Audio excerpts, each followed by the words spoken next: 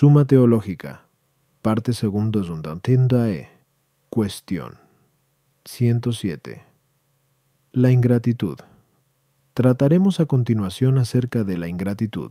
Xasiku. Sobre esta materia hacemos 4 preguntas. ¿La ingratitud es siempre pecado? ¿La ingratitud es pecado especial?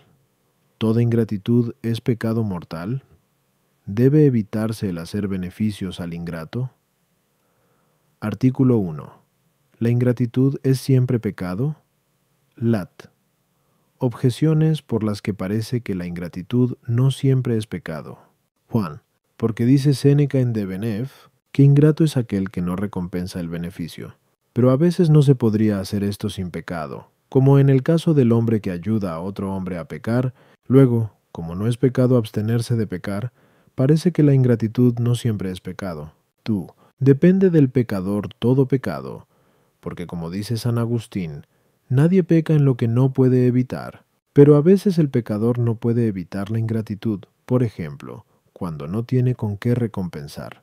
Tampoco depende de nosotros el olvido, pese a la frase de Séneca en Trero de Benef, el más ingrato de todos es el que se ha olvidado. Luego la ingratitud no siempre es pecado. 3. No parece que comete pecado quien no quiere deber una cosa, según aquel dicho del apóstol en Rom 13:8. No debáis nada a nadie. Pero, como dice Séneca en Carpero de Benef, Q. 40. Quien nada quiere deber es un ingrato, luego no siempre la ingratitud es pecado. Contra esto, está que el apóstol en 2 Noratim 3:2 cita la ingratitud entre otros pecados cuando dice, desobedientes a sus padres, ingratos, despiadados. Respondo, conforme a lo expuesto Q. 106 a 1 and 2 a 4 and 1. 6. El deber de gratitud es un deber de honestidad, exigido por la virtud. Pero en tanto una cosa es pecado en cuanto que se opone a la virtud, por lo que resulta manifiesto que toda ingratitud es pecado. A las objeciones, 1. La gratitud a lo que presta atención es al beneficio recibido, y el que ayuda a otro a pecar, más que hacerle un beneficio, lo que hace es perjudicarle. Por tanto, no se le debe gratitud alguna, a no ser tal vez por su buena voluntad, si por error ayudó al pecado, creyendo ayudar al bien. Pero en un caso así no se le debe recompensar de tal manera que también a él se le ayude a pecar, porque eso no sería recompensa del bien sino del mal, y sería contraria a la gratitud. Nadie queda excusado de la gratitud porque no puede dar cosa alguna, desde el momento en que para cumplir el deber de mostrarse agradecido, basta únicamente con la voluntad. Como se dijo, el olvido del beneficio, por su parte, cae dentro del ámbito de la ingratitud, aunque no aquel que proviene de un defecto natural involuntario, sino el derivado de la negligencia. Porque como dice Séneca en el 13 de Benef, el que se deja sorprender por el olvido demuestra bien a las claras que no pensó muchas veces en la recompensa. 3. El deber de gratitud se deriva de una deuda de amor, de la que nadie debe querer que le absuelvan. De ahí que el hecho de que alguien cargue con tal deber de mala gana parece provenir de falta de amor a la persona que le ha hecho el beneficio. Artículo 2. ¿La ingratitud es un pecado especial? Lat. Objeciones por las que parece que la ingratitud no es un pecado especial. 1. Porque todo el que peca obra contra Dios, nuestro mayor bienhechor. Pero eso es siempre pecado de ingratitud. Luego, la ingratitud no es un pecado especial. 2. Ningún pecado especial pertenece a diversos géneros de pecados, pero son diversos los géneros de pecado con que puede uno mostrarse ingrato. Por ejemplo, difamando al bienhechor, robándole o perpetrando contra él vilezas por el estilo. Por tanto, la ingratitud no es un pecado especial. Antra, dice Séneca en tercero de Benef, ingrato es el que aparenta no enterarse del beneficio recibido, ingrato el que no lo recompensa, ingratísimo el que se olvida de él, pero no parece que estas ingratitudes pertenezcan a una misma especie de pecado. Luego la ingratitud no es un pecado especial. Contra esto, está el que la ingratitud se opone a la gratitud o agradecimiento, que es una virtud especial, por consiguiente es un pecado especial. Respondo, Todos los vicios por defecto reciben su denominación porque se oponen más a la virtud.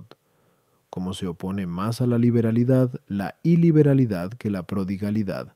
Por su parte, a la virtud de la gratitud puede oponerse un vicio por exceso, tal como el recompensar por lo que no se debe o más pronto de lo que se debe, como consta por lo dicho, a 100.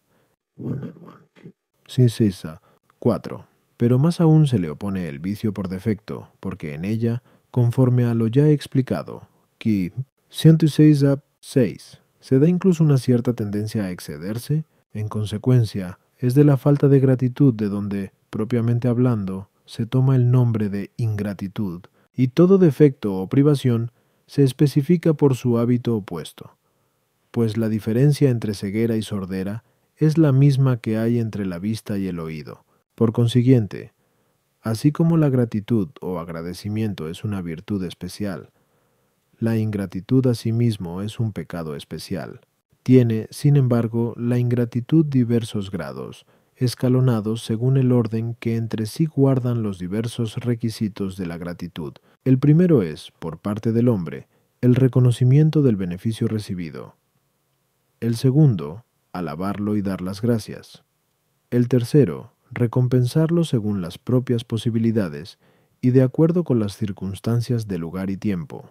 Pero, habida cuenta de que lo último en la generación es lo primero en la corrupción, el primer grado de ingratitud consiste en no recompensar el beneficio, el segundo, en disimular, como demostrando con ello que no se ha recibido beneficio alguno. El tercero y más grave es no reconocerlo, ya sea olvidándose de él o de cualquier otro modo. Y porque la negación está comprendida en la afirmación opuesta, al primer grado de ingratitud corresponde devolver males por bienes. Al segundo, mofarse del beneficio. Al tercero, reputarlo como daño. A las objeciones 1. En todo pecado hay una ingratitud material para con Dios, en cuanto que el hombre hace algo que puede implicar ingratitud, mas la ingratitud formal se da cuando hay desprecio actual del beneficio, y esto constituye pecado especial. 2. Nada impide que la razón formal de un pecado se encuentre materialmente en varios géneros de pecados. Según esto, la razón de ingratitud se da en muchas clases de pecados. 3. Esos tres modos no son tres especies diversas, sino tres pecados diversos de una sola especie de pecado. Artículo 3. ¿La ingratitud es siempre pecado mortal? Lat. Objeciones por las que parece que la ingratitud es siempre pecado mortal. 1. A Dios más que a ningún otro se le debe gratitud, pero no porque se peque venialmente se incurre en ingratitud para con Dios. De lo contrario, todo hombre sería un ingrato, luego ninguna ingratitud es pecado venial. 2. Conforme a lo dicho, que 24 a 12, 1-2Q. Sementosa 5. Un pecado mortal lo es por ir en contra de la caridad.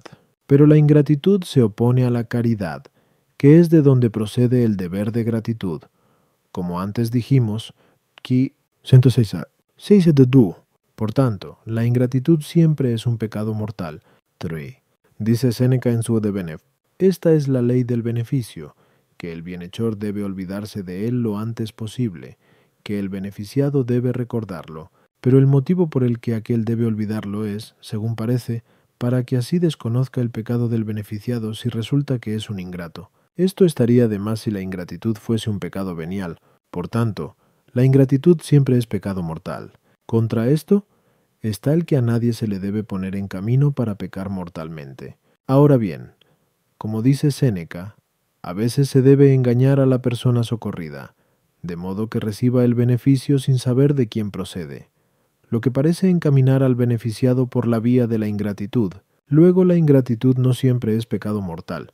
Respondo, como consta por lo expuesto. 2. Se dice que uno es ingrato por dos motivos. Primero, por sola omisión, o sea, porque no se reconoce, o no se alaba, o no se recompensa el beneficio recibido, y esto no siempre es pecado mortal, ya que, como queda dicho, que 6. El deber de gratitud consiste en que el hombre dé generosamente algo a lo que no está obligado. Por tanto, si no lo da, no peca por omisión mortalmente, es, sin embargo, pecado venial. Pues tal proceder se debe a cierta negligencia o indisposición del hombre para la virtud. Puede ocurrir, no obstante, que incluso esta clase de ingratitud sea pecado mortal, o por razón del desprecio interior, o también por el carácter especial de lo omitido, que se le debe necesariamente al bienhechor, o sin limitación de ninguna clase, o solo en caso de necesidad. El otro motivo por el que llamamos a uno ingrato es porque no se contenta con incumplir el deber de gratitud, sino que hace todo lo contrario, y esto también será a veces mortal, y en otros casos venial. Por lo demás, debe tenerse en cuenta que la ingratitud que proviene del pecado mortal es una ingratitud en lo esencial completa, mientras que la que proviene de un pecado venial contiene de ingratitud una pequeña dosis. A las objeciones 1. Por el pecado venial no se da una ingratitud perfecta para con Dios. Tiene, sin embargo, su dosis de ingratitud, en cuanto que el pecado venial pasa por alto ciertos actos de virtud con los que el hombre le muestra su agradecimiento. La ingratitud que contiene el pecado venial no es contraria a la caridad, sino que está al margen de ella, porque no destruye el hábito de la caridad, sino que sólo elimina alguno de sus actos. 3. El mismo Séneca escribe en Sette de Benef: se equivoca quien cree que, al decir que conviene que el bienhechor se olvide del bien que hizo, pretendemos borrar el recuerdo de una acción honrosa como la que más, pues cuando decimos que no debe acordarse, queremos dar a entender que no debe contar públicamente ni jactarse de lo hecho. El que ignora que recibió un beneficio, no es ingrato al no recompensarlo, con tal de que interiormente esté dispuesto a hacerlo si lo conociera. Y es laudable en ocasiones el que se cuide de que la persona que recibe el beneficio no se entere, tanto para evitar la vanagloria, como lo hizo San Nicolás cuando introdujo a escondidas cierta cantidad de oro en una casa, queriendo evitar con esto toda popularidad, cuanto porque, obrando así, el beneficio es mayor, por el cuidado que se puso en evitar la vergüenza del beneficiado. Artículo 4. ¿Deben dejarse de hacer beneficios a los ingratos? Lat. Objeciones por las que parece que a los ingratos hay que dejar de hacerles beneficios. Juan. Se nos dice en Sab 16:29: la esperanza del ingrato se derretirá como el hielo hibernal, pero no se derretiría tal esperanza si no hubiese que dejar de hacerle beneficios. Luego no se han de hacer beneficios al ingrato. 2. Nadie debe dar a otro ocasión de pecar, pero al ingrato que recibe un beneficio se le da ocasión de ser desagradecido. Por tanto, no deben hacerse beneficios a un ingrato. 3. En aquello en que uno peca, por eso ha de ser atormentado, como se nos dice en Sab 11:17, pero el que es ingrato al beneficio recibido peca contra el beneficio. Luego se le debe privar de él. Contra esto está lo que se dice en Élisis 6:35. El Altísimo es benigno con los ingratos y malos, pero seremos hijos del Altísimo si le imitamos, como allí mismo leemos. Por tanto, no debemos privar de beneficios a los ingratos. Respondo que, a propósito de los ingratos, deben considerarse dos cosas. Una, qué castigo merece el ingrato. Y lo cierto es que, por serlo, merece que se le sustraiga el beneficio. Otra, qué es lo que debe hacer el bienhechor. Pues, primeramente, no debe precipitarse en su juicio acerca de la ingratitud. En efecto, no pocas veces acontece que uno es agradecido aunque no haya recompensado, como dice Séneca, porque quizá no se le ha presentado todavía posibilidad o la debida oportunidad para hacerlo. Y en segundo lugar, debe proponerse como objetivo el trocar al ingrato en agradecido, efecto que si no logra con el primer beneficio, bien pudiera ser que con el segundo lo consiga. Y sí, a pesar de multiplicar los beneficios, la ingratitud va en aumento y el beneficiado se hace cada vez peor, debe en este caso cesar en la prestación de beneficios. A las objeciones 1. El texto citado se refiere al castigo que se merece el ingrato. Tú, quien hace un beneficio a un ingrato, no le da con ello ocasión de pecar, sino más bien de gratitud y de amor. Pero si el beneficiado toma de esto ocasión para su ingratitud, tal culpa no ha de imputarse al bienhechor. 3. El bienhechor no debe mostrarse enseguida con el ingrato como vengador, sino antes que todo como médico bondadoso, para sanarle con reiterados beneficios de su ingratitud.